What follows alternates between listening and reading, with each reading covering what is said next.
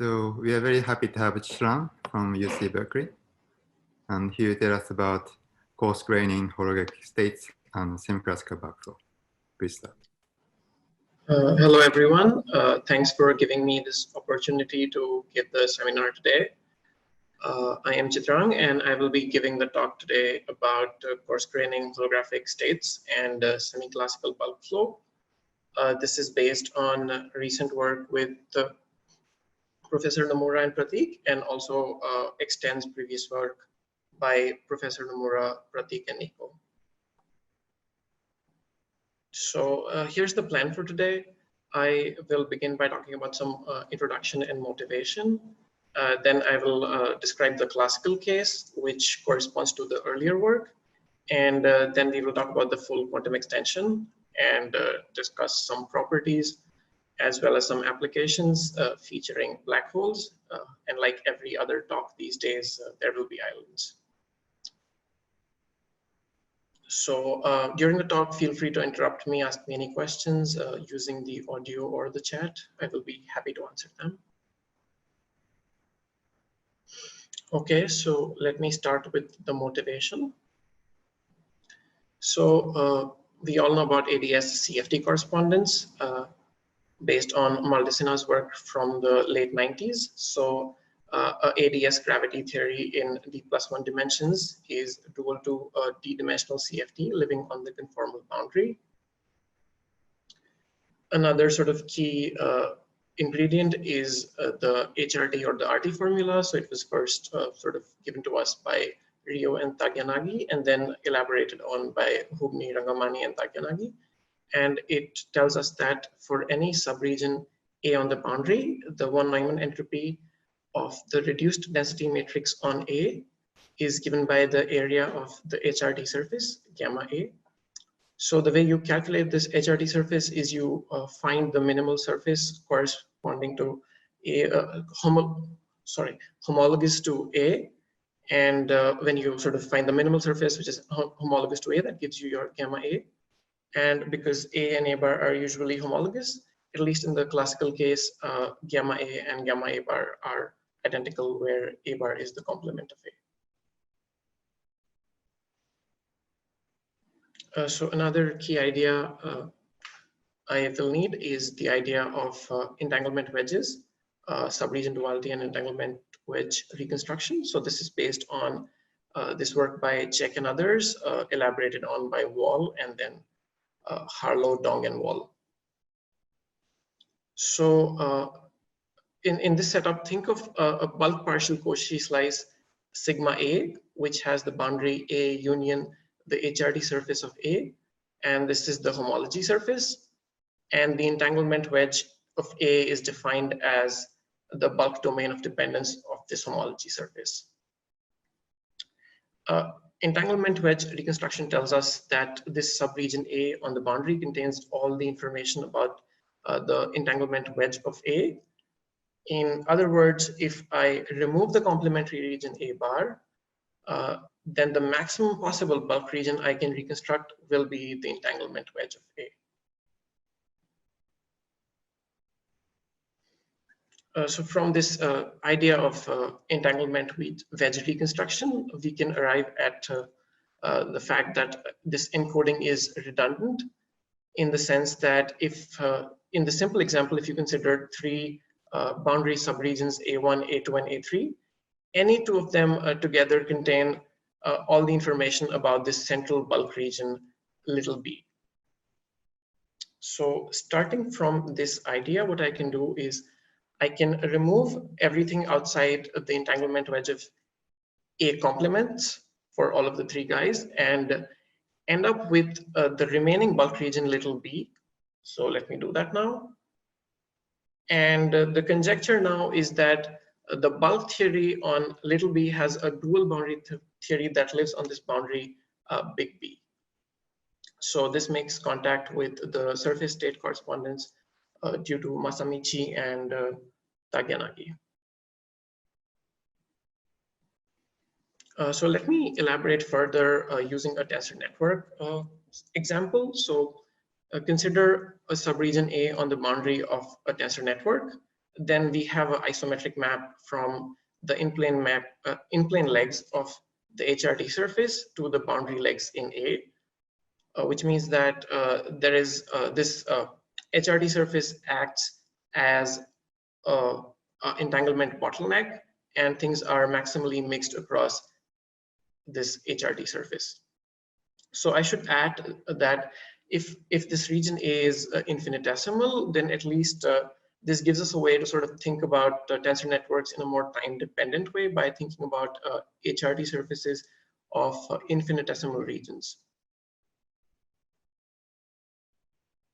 So now what we can do is all the other subregion legs can be disentangled if I apply a unitary here, which acts locally within A, and this gets rid of the local entanglement within A, and I only end up with the entanglement across the HRT surface. So I can essentially compress to a smaller state living on sigma prime, which is the union of this HRT surface along with a complement, and we have gotten rid of the short distance entanglement in A. So this will sort of motivate the idea that our flow will have a coarse graining interpretation. So let me now talk about the classical flow. This will be a review of this paper by Professor Nomura with Pratik and Nico. So let me start by flowing in on the tensor network.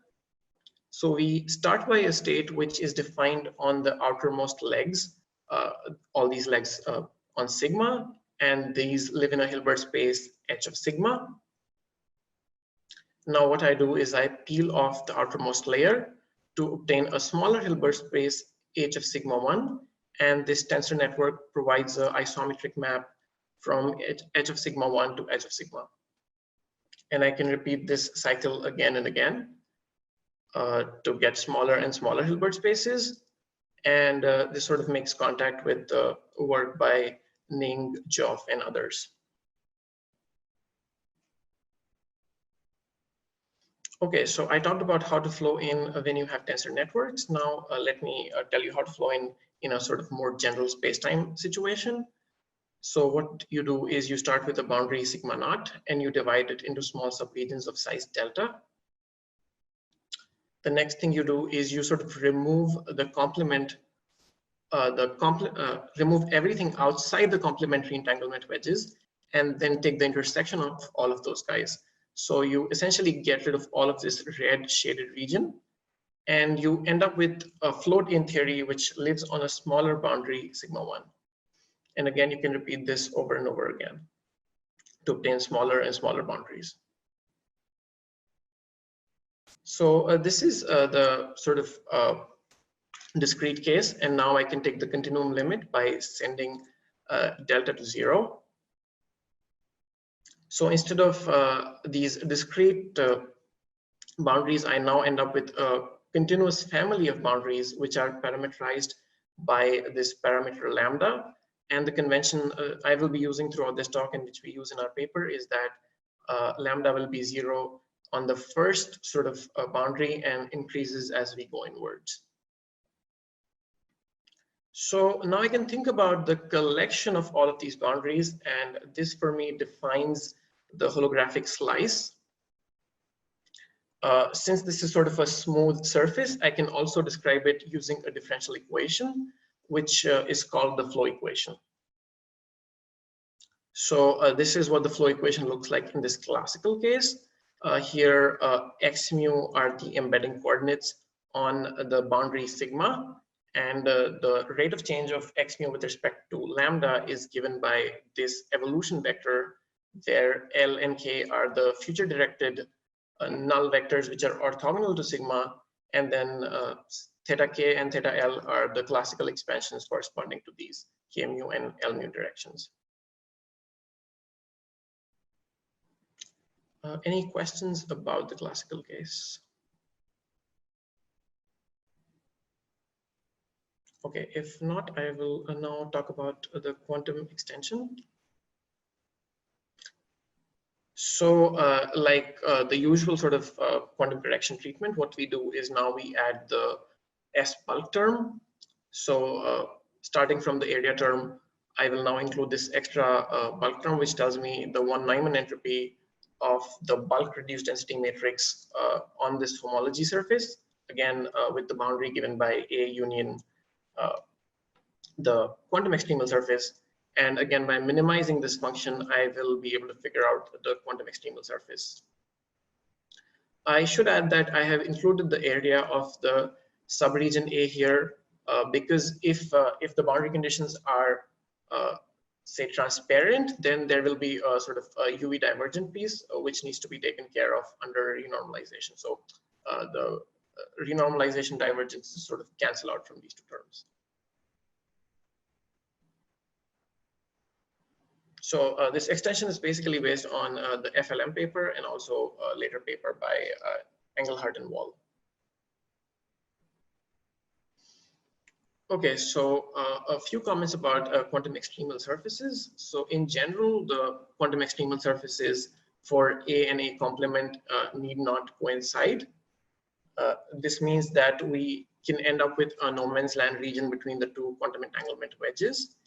And what this means is that if I'm given only A or A complement, I cannot reconstruct this no man's land region.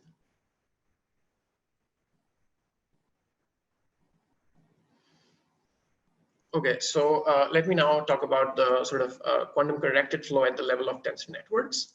So in order to include the effects of bulk quantum corrections, we need to modify our tensor networks. So the first modification we make is that the tensors in the bonds cannot all be featureless. So the bonds now are no longer sort of maximally mixed.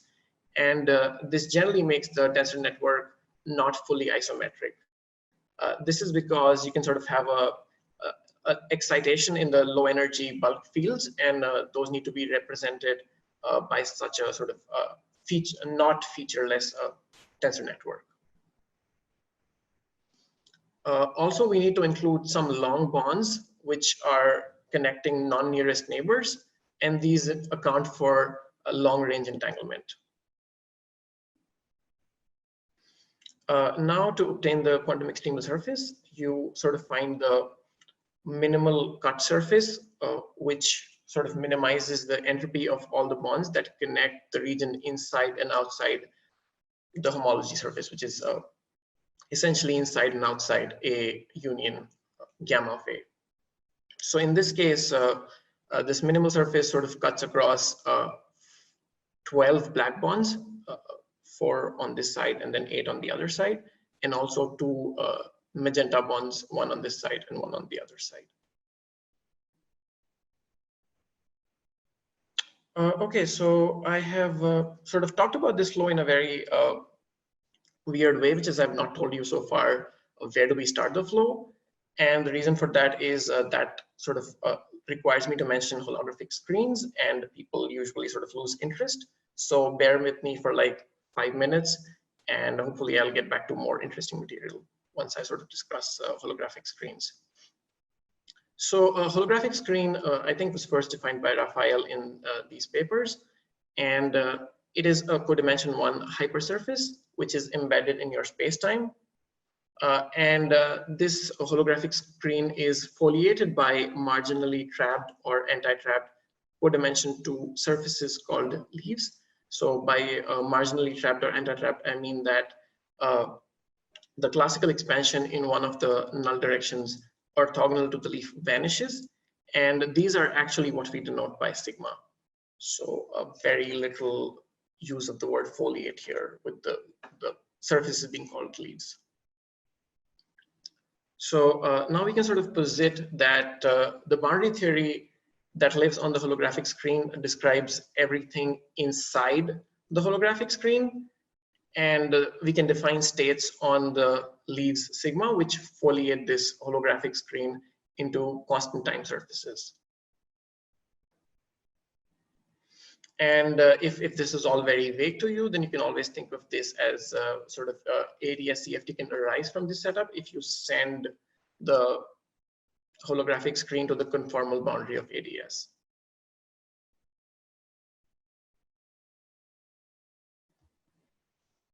Okay, so now I want to define this quantum holographic screen or Q-screen, which is foliated by quantum marginally trapped or anti-trapped surfaces, which are given by big theta in either of the orthogonal null directions vanishing. And the big question now is, what S bulk do I use? So this is the SDN we're going to be using, and let me walk you through it. So what we do is we start from a Cauchy slice, and we divide it into the interior and the exterior regions with a sort of small regulating region in between. And the leaf is given by these two portions, the interior portion and the exterior portion.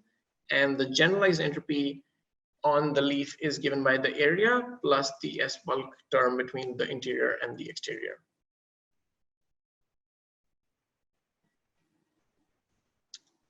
So now the quantum expansion is the variation of this SGen, and we do the deformations only on the interior portion, and we hold the exterior fixed.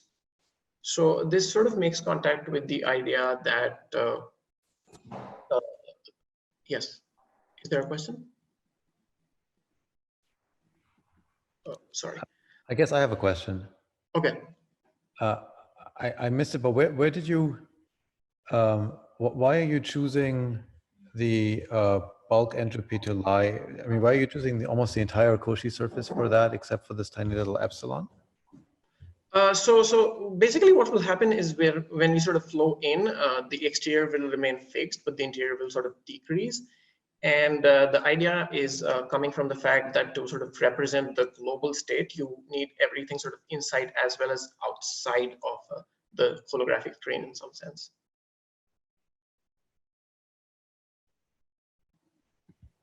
Does that answer when your we question? compare different leaves of the holographic screen, we generally want to make sure that we're keeping one end of the bulk region fixed, right? So for example, for something like a generalized second law to hold, whereas here you seem to be dragging you seem to be effectively considering a bulk region which moves along with where you put the screen leaf. Is that right? In some sense, yes. But the key thing here is that this is sort of a self-consistency condition. So when I want to figure out a big theta, what I do is I keep the exterior portion fixed, but just sort of deform the interior portion. So this is sort of slightly different from your original construction, I think. Is the in your picture is the surface that you're considering the red dot or the blue dot? So I will deform the blue dot, but the red dot is also part of the surface. Yeah, I guess. But you're not actually requiring the full surface to be quantum marginally trapped, just the inside to be quantum marginally trapped. Yes. But is the inside is quantum marginally trapped when the outside is like also part of the surface? Okay. Can you repeat that again?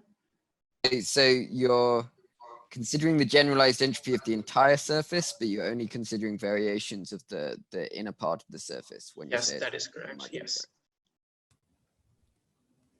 Yes, just kind of intuitively, sigma interior portion is encoding things inside, and sigma exterior portion kind of encodes things outside. But now coarse-graining, we mean that we are coarse-graining interior degrees of freedom. So we're moving in sigma interior towards inside, and then the region swept by the sigma interior is being coarse-grained. So you're just moving inward and inward to focus on the region we are interested in.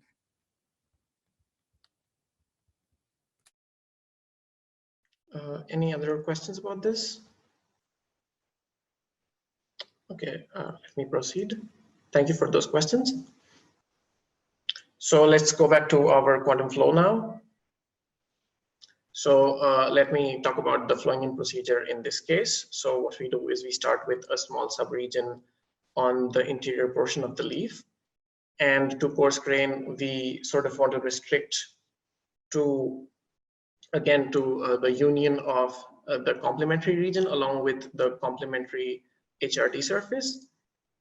And you want to do this when A bar is the complement on the entire leaf, but A is just a portion of sigma int. So basically A bar will have the A interior complement along with the full sigma exterior. So this can alternatively be done. So this is sort of a sequential prescription, but you can also do it more simultaneously, where what you do is you consider a bunch of infinitesimal subregions on the interior leaf, and then you reduce to the sort of intersection of the complementary entanglement wedges, and you get the renormalized leaf sigma 1 such that it is basically given by the boundary of the homology surface, whose domain of dependence is given by this intersection of the entanglement wedges. So in terms of the picture, you basically divide this into a bunch of small subregions, and you take the intersection of the entanglement wedges of the complements, and then you find out a homology surface such that the domain of dependence of that guy is exactly R of sigma. Okay, so again, this was sort of the discrete version. Now we can take the continuum limit. The flow is now given by the evolution vector. So all the change here that has sort of occurred is that little theta has become big theta, but I should remind you that big theta now also has sort of contributions from the entanglement between the interior and the exterior. And so this looks quite similar to what we had in the classical case, but this was much harder to prove, I think, because the S-bulk term is sort of a non-local term compared to the area term. And one of the key ideas that we used in the derivation was to figure out a local differential equation that describes your quantum extremal surfaces by using a sort of variational entropy density. So essentially, how does the entropy change if I tweak a surface a little bit, and then that thing has to vanish? The S-gen for that guy has to vanish if you have a quantum extremal surface. So again, using this flow, you can sort of define a holographic slice. Let me talk about some interesting features of this setup. So the first feature is if the original leaf is convex, then all the sort of following leaves are also convex. And this is again only on the interior portion. So what do I mean by convex? By convex, I mean that HRT surface is anchored to any sort of subregion remain inside the leaf.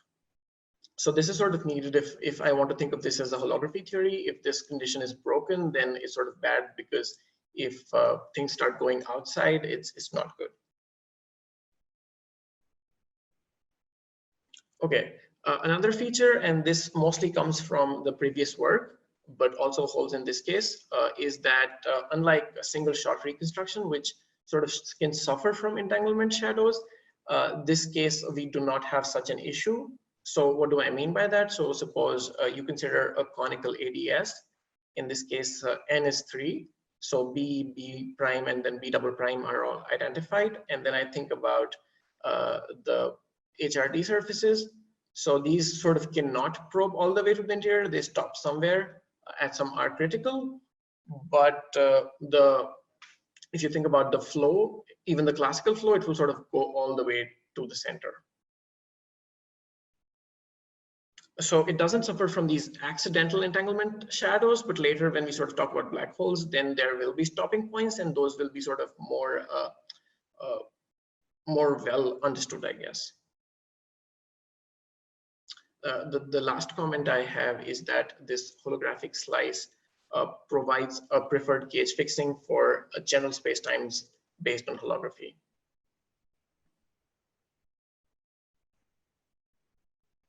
Wait, Okay, sorry, can I ask a quick question about, yes.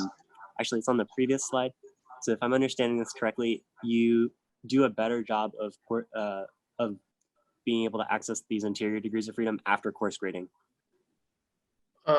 Yes. Huh, okay. Yeah. Interesting. Okay, thanks. Thanks for the question.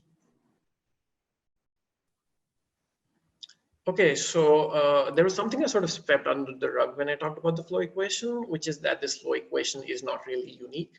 So that half which you saw there was not really true. So what we actually were able to prove is that the flow of these coordinates is proportional to this evolution vector, but we don't really know the proportionality constant.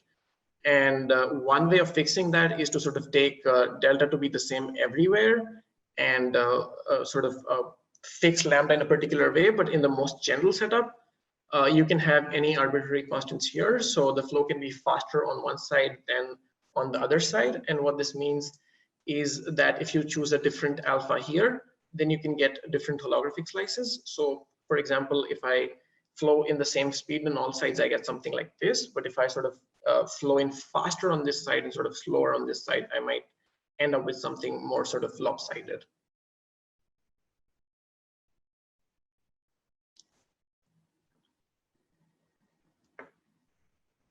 Okay, so now let me talk about some properties of the flow.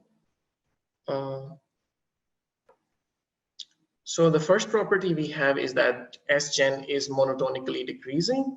Why do we need that? Because if we sort of think about the effective Hilbert space dimensions of the theory living on sigma of lambda, then the dimensions, if you take the log of that, is given by the generalized entropy of sigma, which is given by this messy expression here. So as you can see, I am sort of only changing the interior with respect to lambda. The exteriors always remain fixed.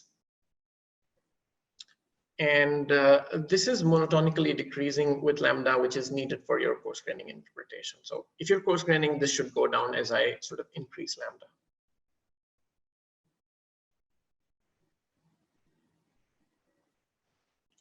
Another interesting feature we have is that the subregion flow is contained. And again, this is something it inherits from the classical flow. So what do I mean by that? Suppose instead of flowing in on the whole sigma int, I sort of just flow in on a portion A of the interior leaf and sort of hold the complement fixed. In that case, I sort of get a sequence of renormalized leaves, which are given by the flowed A along with the complement. But I claim, and we've proved that, this always remains outside of the quantum entanglement wedge of A bar. In fact, if there is a non-minimal quantum extremal surface anchored to the boundary of A, then this can also act as a barrier. So if there was a second sort of QES for A bar, which is non-minimal, then that can also act as a barrier, and these will not be able to probe any further.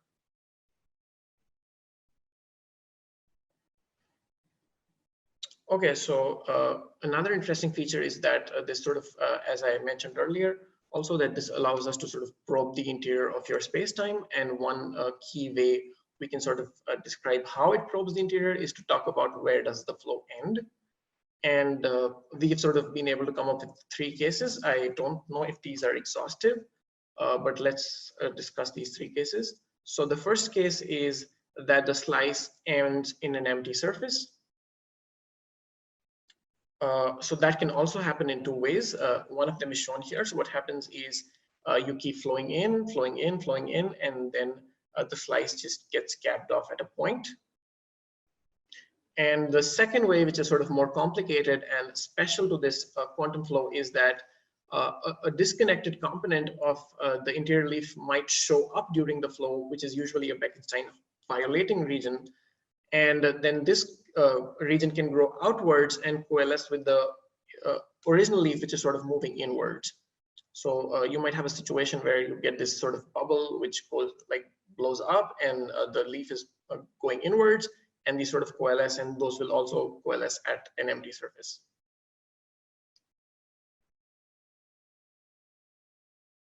The second situation which is possible is that the slice asymptotes to a QES. This happens because at the QES, the quantum expansion vanishes, which tells me that the flow sort of stops to 0. And so as I sort of go to lambda, as I sort of send lambda to infinity, I will eventually end up at the QES. And I should add that you don't need the QES to be minimal here. It can also be a non-minimal QES, and that will also stop the flow for the same reason. So that's an interesting aspect, that this flow sort of cares about non-minimal QESs.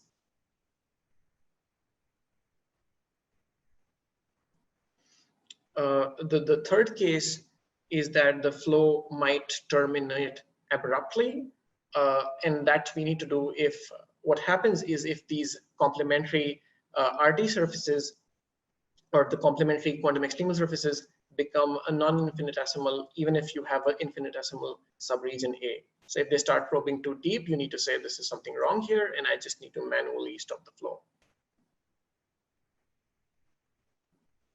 Let me take a water break.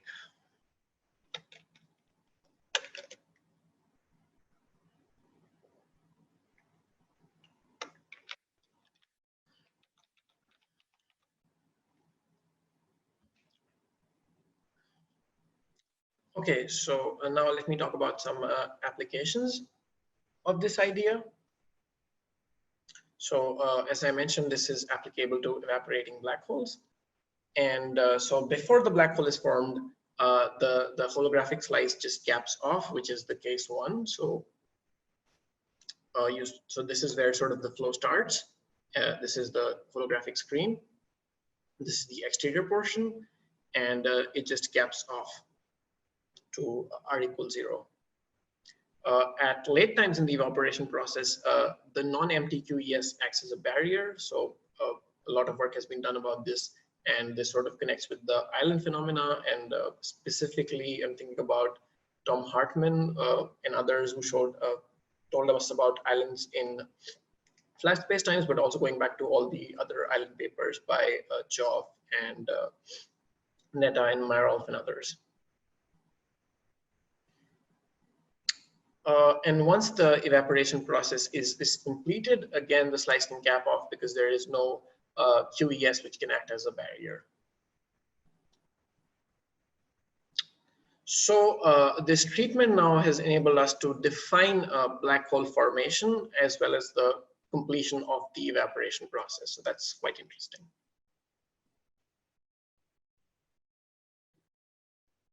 Okay, I think that's all. Let me conclude the talk. So we have sort of generalized the holographic coarse-graining procedure to include bulk quantum corrections.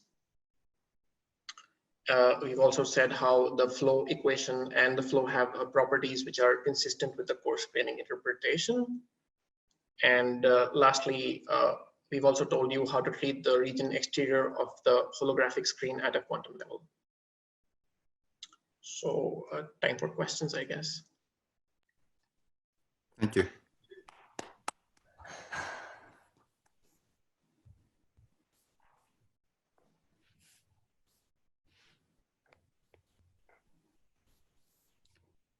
Okay, I guess I'll ask a question.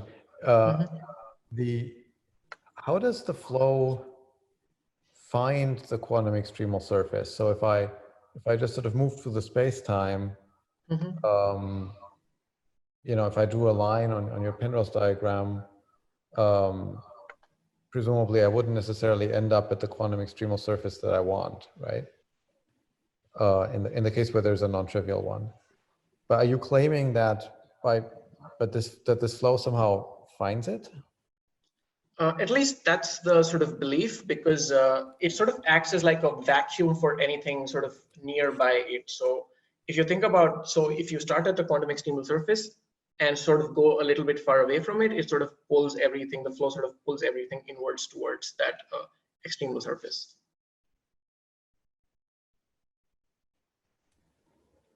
Because you have sort of the evolution vector sort of points in the direction to that extremal surface. That's, let me just add, I mean, you already said, but this is a reason why we kept outside the leaf. because you have to keep outside. That's the kind of early radiation. If you go to something in the leaf and then you have to go, you know, your early radiation is outside the leaf. And we included, so this is one of the things. If you say holographic screen and the theory is a dual to interior, then this theory doesn't care outside at all. And that's a wrong way. You really have to split the leaf into two leaf, sigma interior and exterior. And exterior portion is included in S bulk. S bulk is a union of interior and an exterior. So if you just move in, and then you have some, the leaf is coming in, and then some hole pops up, and these holes keep increasing, and they matches at the location of external surface because of this phenomenon.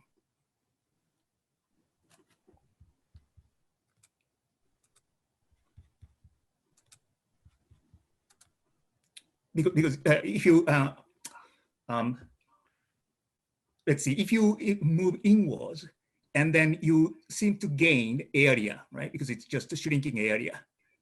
But you sweep some matter, which is entangled with the early radiation. So you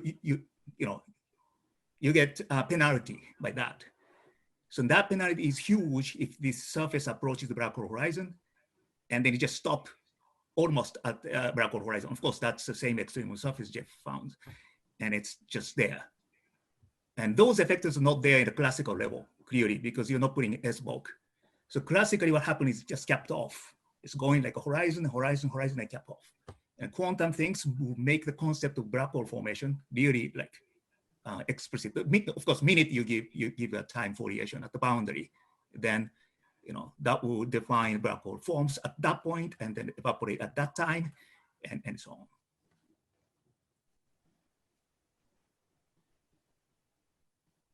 And he didn't emphasize, so maybe Vincent asked, this is improved way of describing even just the interior. That's pretty much renormalization group. If you do the perturbation theory without doing renormalization group, it's a one-shot fixed perturbation theory, then things break down because of large logarithm. And this is a way to resumming large logarithm step by step and going interior. That's precisely renormalization group equation. So it's a coupling becoming small, or just coupling runs. And unless you hit the real Landau pole, the perturbation theory doesn't break down. So entanglement shadow doesn't exist. It's just a literally, entanglement shadow is a fake that if you do single step reconstruction, even if coupling constant is small, E squared over 4 pi squared, and a log of the scale of the interest and then scale where you define the coupling constant, that log is big, it's broken. But you can just do step by step, and you resum in a form of differential equation, that's a renormalization group equation, and then that breakdown of perturbative expansion is gone. That was fake. So you can just go more. And at the point, renormalized coupling hit the infinity, and then it's around the pole, that's a black hole interior, you need no perturbative physics, and then of course, that's the manifestation. I guess let me ask the question like this. There's a slope here, right? For example, you're flowing along this magenta or purple line or whatever that is. Mm-hmm. And what sets that slope? Is that the gradient of the generalized entropy? So is that basically it's trying to go, I mean, you could move in different like directions. But if you do, this is a flow equation. It's determined by big theta K and big theta L locally. Yeah, because it's infinitesimal. If you do infinitesimal, you know that what's the kind of deepest point. What I'm trying to understand is mathematically what allows it to find the quantum extremal surface. If it's a gradient flow, then I guess I could sort of understand how it finds it. I think that's sort of the picture here. Like so this is sort of like a stable point in some sense, and then everything can flow towards it because the theta is sort of governing the flow via the flow equation. Yeah, I think Rafael is right. Because the point is, this is kind of infinitesimal. We're making an assumption, which we think it's realistically almost always defined, like a change of the entropy is essentially given locally. That's of course not the case if it's a finite region. Clearly entanglement, behaves in a very complicated way. I mean, some degrees of freedom may be entangled with some other place. But if you're looking at infinitesimal limit, then change of the entanglement S bulk even can be kind of treated as an integral of the current. So it's just kind of locally uniquely determine the direction to go. I think like one thing that might help, like the issue you're talking about also arises in the classical case. I think your issue is like why it finds the correct time, for example. And I think one thing that might help is the outer extremal surface actually serves as a barrier. Like the domain of dependence of that serves as a barrier for these tiny extremal surfaces that are making the flow. So you can't ever cross that. And so then the natural endpoint would be the outer one. You can never cross this outer diamond. Sorry, by the But this outer is- one, what do you mean by the outer one? So let's say you take, say, just pure ADS, 2 intervals case in pure ADS, then you have like the connected and disconnected surfaces. And no matter whether like it's which one is minimal, the one which is disconnected is like the one which is like outer in the sense that, I mean, the one which is closer to the boundary. Yeah. Like the subregion that you care about. And then like, since you're anchoring these tiny infinitesimal extremal surfaces to like subregions of that portion, they'll never overshoot this non-minimal one because Oh, they're I see. infinitesimal. So for example, if I try to cross it at the wrong time, I Yeah. would get stuck on the future on the boundary of its future, and then I would Yeah. sort of slide down.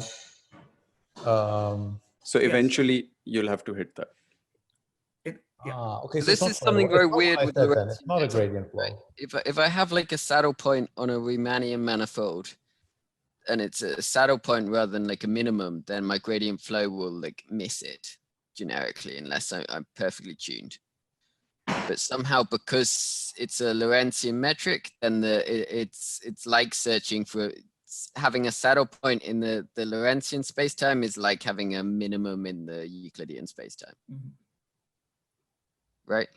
Yeah. So it like wants to, it's like a stable thing that. Yeah. Has I anyone think thought that- about like Morse theory on like Lorentzian manifolds? Is that a thing anyone studied ever? Feels like it like should be understandable. That's something Pratik mentioned before, and then you kind of found literature is almost no, was that right? Yeah, I mean, normally people study all of this in the Riemannian context. And Yeah. yeah. So this is interesting from that point of view as well. And Raphael said like it's sliding. That's exactly what happens in classical. Classical case is just sliding towards the horizon, and it's always kept off at the beginning. And now this interior portion shows up, and leaf moving inwards, and then disconnected components happens at the interior, and then going outwards, and then kind of collide, and it just disappears.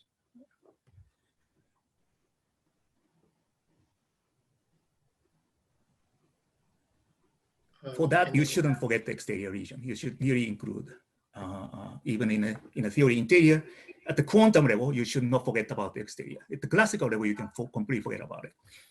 But because of S bulk, that's important.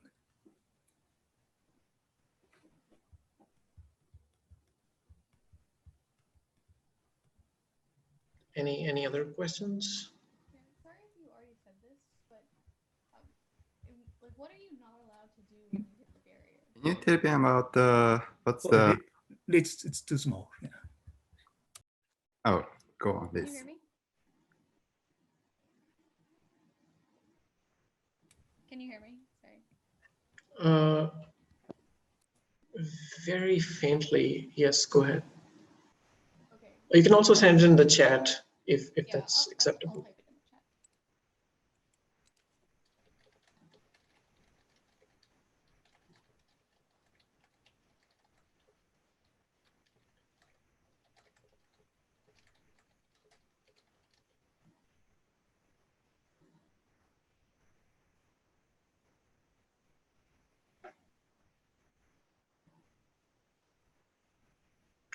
chat. So the question is, what are you not allowed to do when you hit the barrier? In what sense is it the barrier?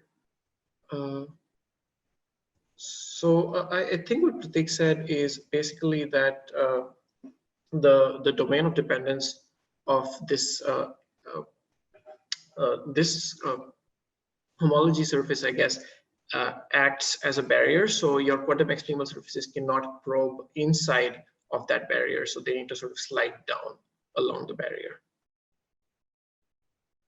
So it's a barrier for the sort of minimum, for the infinitesimal quantum explainable surfaces. So they cannot probe inwards, and because they are sort of what guides the flow, they will sort of have to end up here. Thank you. Does that answer your question?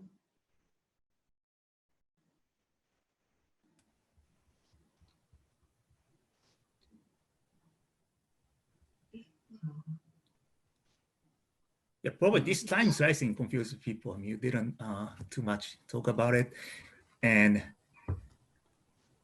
you know how this is useful for code subspace choice, and those things might have been a bit useful example to. The strength is the time dependence is really can be captured without really time slicing.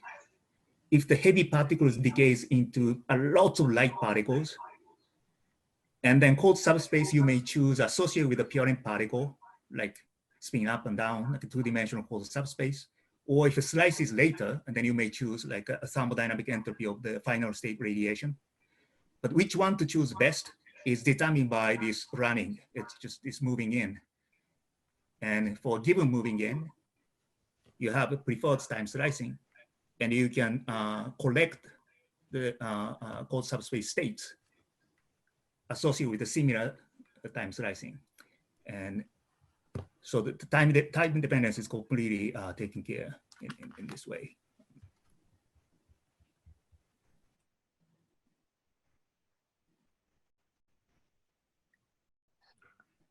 Chitraang, could you tell me about what's the interpretation of the coarse-grained state on the QES? So in the case, it's like since the RT surface end on the surface, so it's kind of disentangled state. Is it? You want to talk about the tensor network picture, I guess? Yeah. Is that okay?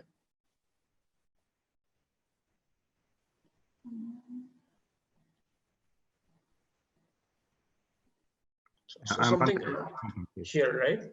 Right. So basically what you're doing is by applying this unitary, in some sense, you are disentangling the sort of what is connecting A and A bar versus what sort of local entanglement inside A. So essentially you're coarse graining things inside a sort of local entanglement within A, or or this region, I guess. Mm-hmm.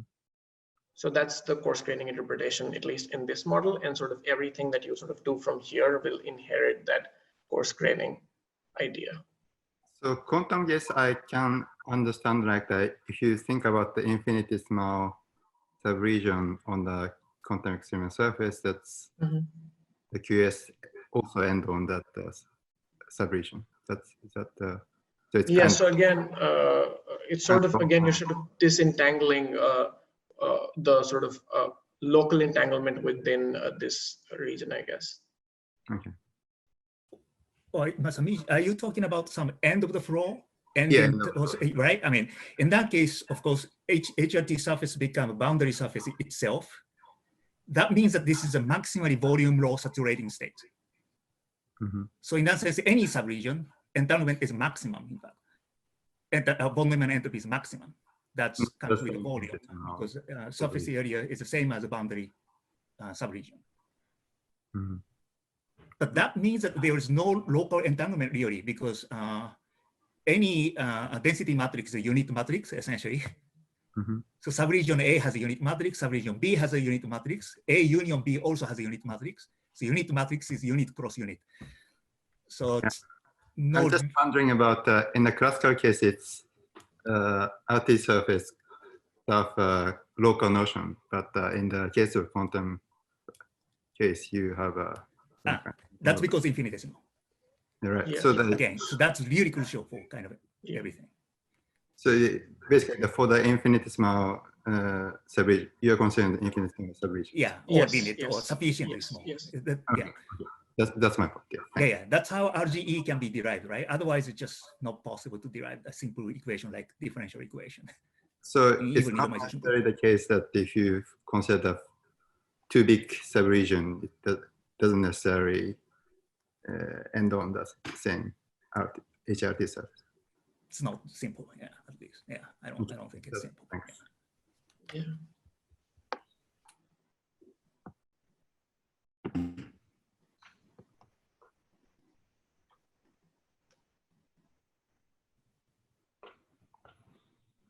Any more questions?